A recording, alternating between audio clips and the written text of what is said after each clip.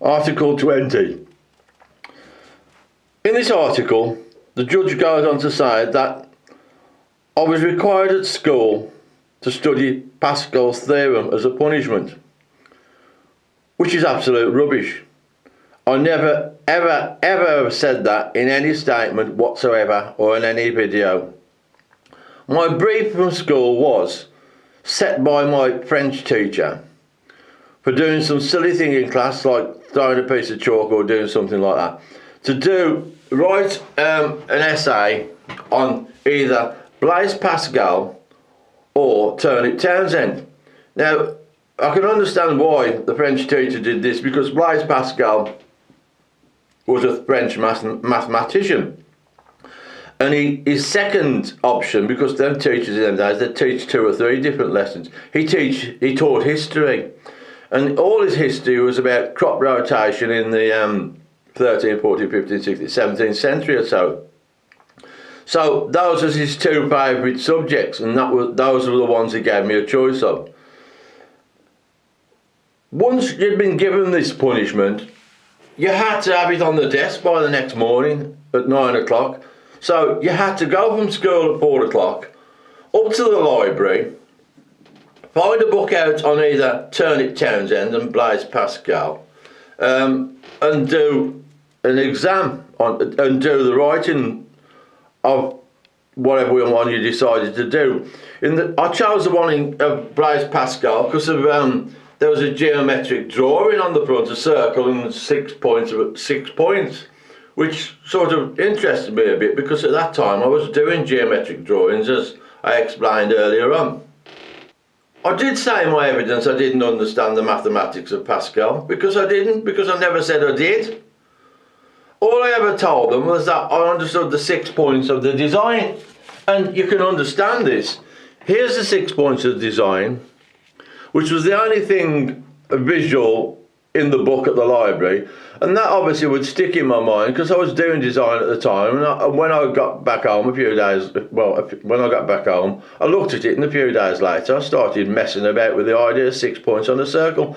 And that's all that came from Pascal's mystical theorem, not mathematical ideas. What's the point? There's enough said in that circle and those 6 points to do what I wanted to do. So, you'd do your exam, you'd write it down in the library, you'd copy it down robotic style, you wouldn't read it because you hadn't got time to read it. You'd get home late, you'd get to bed, and then you'd produce this document to the teacher the next morning, you'd rip it up in front of your face. It saved you getting 6 whacks of the slipper or 6 of the cane. And that's basically how I came upon the Pascal idea. Okay, let's move on to 21. Here, he goes on to state that the stamp album didn't conform to Pascal. No, I agree, it didn't. I told you it didn't. You've been told a dozen times it didn't. Because it was a first drawing, a prelim drawing of an idea from the Speedway bib. This Speedway bib here, which I've told you umpteen times. You say that the attempts to recustom the design to art competition don't match. Well, Mr. Justice Nucci, it's my opinion that you know nothing whatsoever about art and design.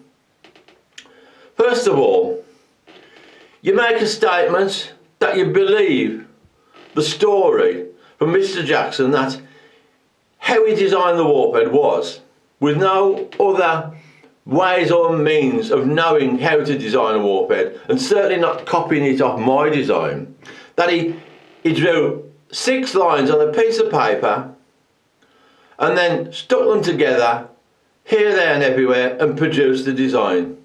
Now, if you believe that, Judge, you need your head tested. Any designer worth his salt will tell you that when you actually start a design, you have to have a foundation in your mind or an idea in your mind to create the design. And in my case, it was the bib from the Speedway. The initial design was put into the stamp album, sketches, to give me an idea of how I was going to present it to the Speedway. And then I went on to the Cyril Cowell poster, which was also a progression from the stamp album design, which I intended to present in my art exams of that year, because the art teacher loved the original design, and I did get a distinction in art that year anyway. And as I've explained again, the wolf head I entered the art competition with is the one which was constructed from this circular idea from Pascal's theorem, and that's all there is to it. You seem to make a mockery of art and design because you know nothing about it. We have to get the idea and we have to construct the designs as I've constructed and shown in my original competition entry forms. But as I say, if you believe the submission of Mr. Jackson and his 6 lines and his joined together, you need your head testing. We'll move on to 23. I'll read it and we'll have a comment on it. First of all, I can't understand why you say none of my designs conform to any of Pascal's mystical hexagon theorem. None of the designs incorporated as a conic form of an ellipse. Well, it wasn't about an ellipse or a parabola, it was about 6 points on a circle. That's all it was about. Move on. Over. He's doing me head in now. Right.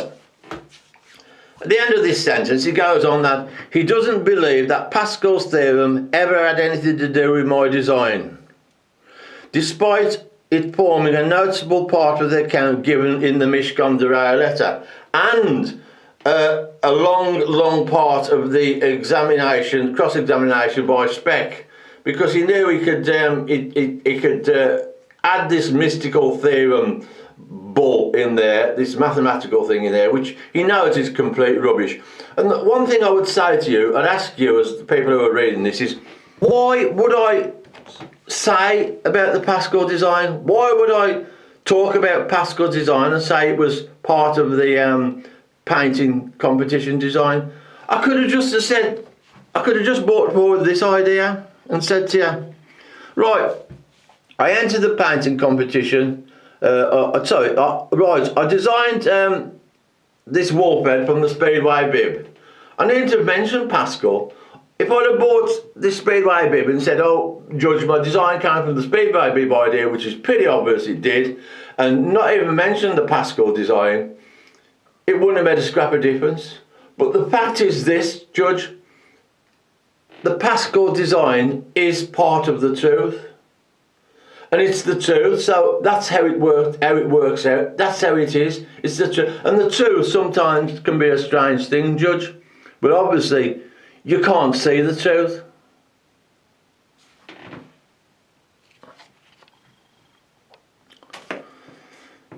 I'm going to go on now to Article 23. I'll read it, perhaps to give you a chance to read through it as well, and then I'll make my comments on it. Okay.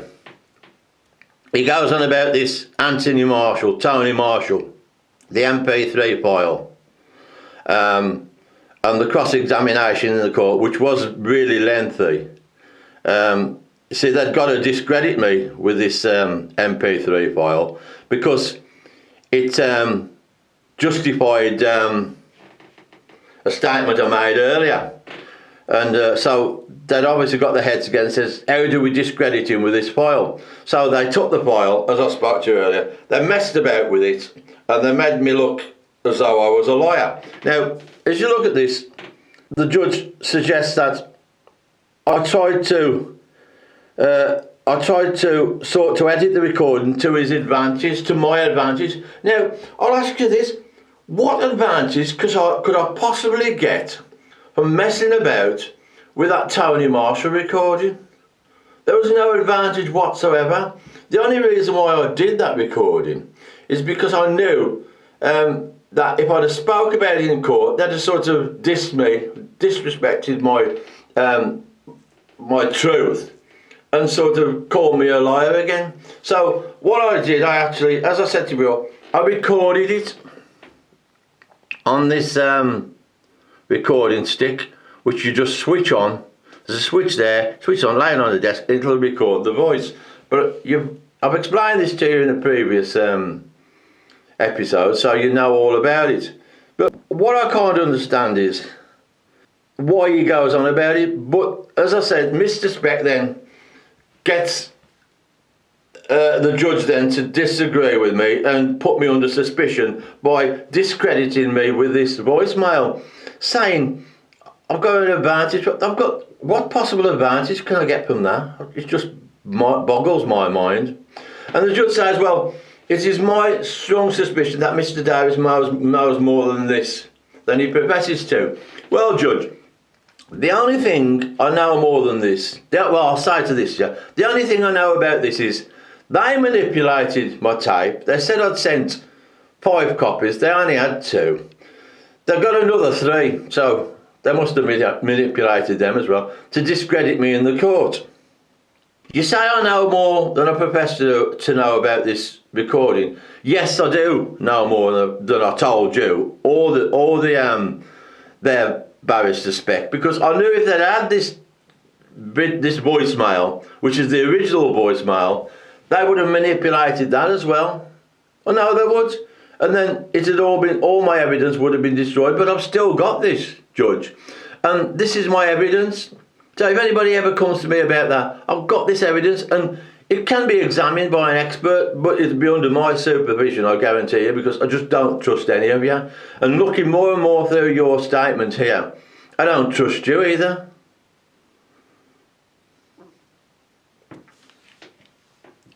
Right, we'll go to 24. Okay. He goes on to say that Dr. Sampson, who was my barrister, my 3-day barrister in court, I wasn't in court then because I was that disgusted. I'd made my way home. This was on the Monday afternoon. And he said to the judge, if I did distort the evidence, it would be in a very cack-handed and stupid way. Well, that says it all, doesn't it? I'm not a stupid person. Why would I do such a thing? And why would I do it in such a stupid way? And then the judge goes on to say, I still have not understood what alternative explanation there might be, and neither Mr. Davis in his evidence. Well, the reason why you don't know that, Judge, is because Mr. Speck never told you. He never showed you, obviously, or you've never read the witness statement of Bonita Trimmer, or you've never looked through it, because here's why Mr. Speck discredited my tape. It's the witness statement of Tony Marshall, which he goes on to say he was unaware of any letter sent to his father relating to the club's logo, or his father having any contact with Bernard Brett or anyone else from the art world. And Susie Rovers confirmed the information provided by her brother Tony. Well, they would, wouldn't they? But obviously, Judge, you never read this. And those barristers and solicitors, Speck especially, had got to discredit this voicemail of mine to justify Bonita Trimmer's witness statement. But obviously, Judge, you never saw the witness statement, so you couldn't put two and two together, and then you come up with this stupid statement. You're also going to say, you've got no evidence I tampered with the tape, so why are you going on about it?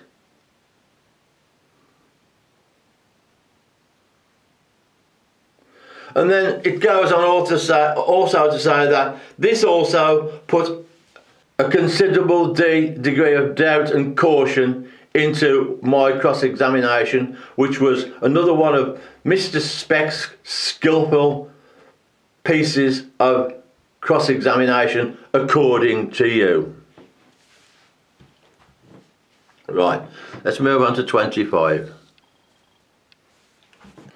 Right, here the judge tries to say that the painting competition wasn't the painting competition that I entered in 1960s. It could have been a painting competition basically I picked out of the paper and decided to bring my case up to say, oh, this is the painting competition I entered.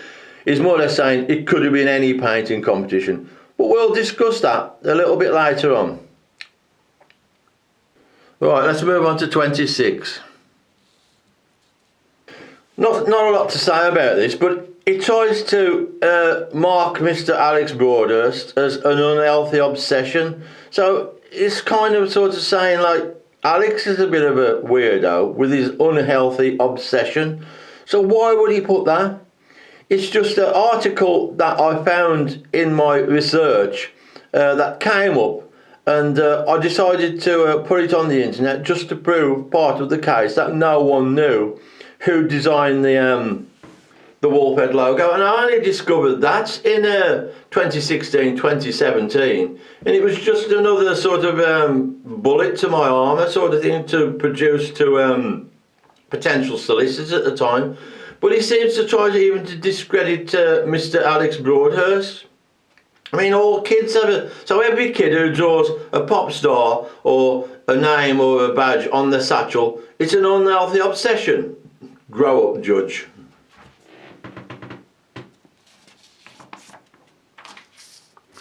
Okay, we're coming now to Article 27. I'll read it, you can read it, and I'll make my comments. The only thing I've got to say really about this is that he's denying that I entered the painting competition in his earlier statement, and now he's saying, oh, it's possible I could have entered the painting competition. You have to make your mind up on these things, Judge. I either did or I didn't. Your statement here is as wobbly as Specs cross-examining. There's nothing definite, there's nothing sort of real. You're not sort of committing yourself to any particular answer. And that's really how your whole statement goes, in my opinion. Right, let's go on to 28. I'll centre it so it's easy for you to read. Now this is where he goes on again to confirm that I did enter it into an art competition. Whereas, as I said previously, he's trying to deny I ever entered it into an art competition. You know, I mean, what's the matter with you? What's the matter with you, Judge? You're sort of starting to weaken now. You're sort of falling back on what you've said before. Let's go on to 29. Here's where he plays his ace memory card here, or one of his aces. He's trying to revert back again to my memory or my lack of memory of that time to justify his statements. Well, I've already explained that, and you've already seen the evidence from my book, Divinity and Spirituality of a Seventh Born. So really, I don't need to go make many comments on this. I've already explained about the construction, the stage constructions of the design, and he's just going over it again just to confirm what he said before, which to me is just arguing against himself. Right, let's move on to 30. Right, here we go with the memory card again. He tries to say that in brackets I read out, which was rather wider for some reason that was left completely unexplained in the evidence that I heard. He goes on to say that my original design didn't conform to the design on the 1979 shirts, but my Pascal design, the first two didn't conform, no, because they were just build-ups to the Pascal design. But if you look at the second video, that explains everything. He's seen this second video, this judge. It makes me sometimes wonder if he's actually seen anything, if he's looked at any of the videos, because when I asked him if he'd read my book, he flicked his hand at me as though there was a fly whizzing round his head, as though I'd say, oh, you know, go away, sort of thing. And maybe he's done the same to my my videos, because the way he's talking about this, it seems that way. Okay, let's carry on with this. I've got a bit of a flow going here, and I don't want to sort of stop if I don't have to. Right, then he goes on to say, there was a revealing passage in his evidence on day one. And here is what it says. Let me read it. When I was talking about that, I wasn't talking about the Pascal design anyway. I was talking about overall all my designs. I've got an impeccable memory, but I had to revert to the original Pascal design, because that simplified everything. And I knew it was based on the Pascal design, the circle. So obviously, when I produced documentation for potential lawyers to look at me, I showed them the Pascal idea and the circle, and how it was based on the circle design. And it's that Pascal idea that fits the shirt, not Jackson's. Jackson's come up with this cockeyed design, as I showed in video 2, which is self-explanatory, which you can all see. And then he goes on to say that I answered, you do not get these things right the first time. Well, you don't get things right the first time, dear. You don't, sort of like Jackson said, oh, get 6 lines and put them together and get a warp edge. You have to have an idea, and you have to build on that idea to create the design that you're going to do, to create the picture. So what's the matter with that statement? You don't actually get things right first time. Nobody gets things right first time. I don't care who they are. Even this video recording I'm doing, I don't get things right first time. When I'm writing a letter, I never get that right first time. I always have, oh, I'm not going to put that, change this and so.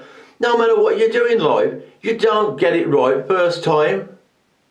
Especially if you're writing an important letter to somebody, like a job or something, you'll analyse, oh, I'm going to change that, oh, I can't say that, this and that and the other. So that to me is just another stupid statement.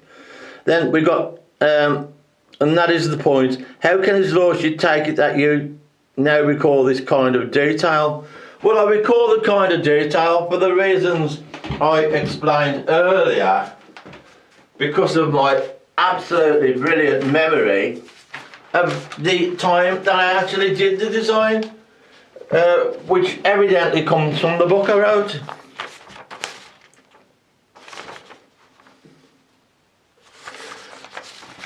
We'll move on up from there to the next part of that paragraph, which goes on to say, I'll just read it.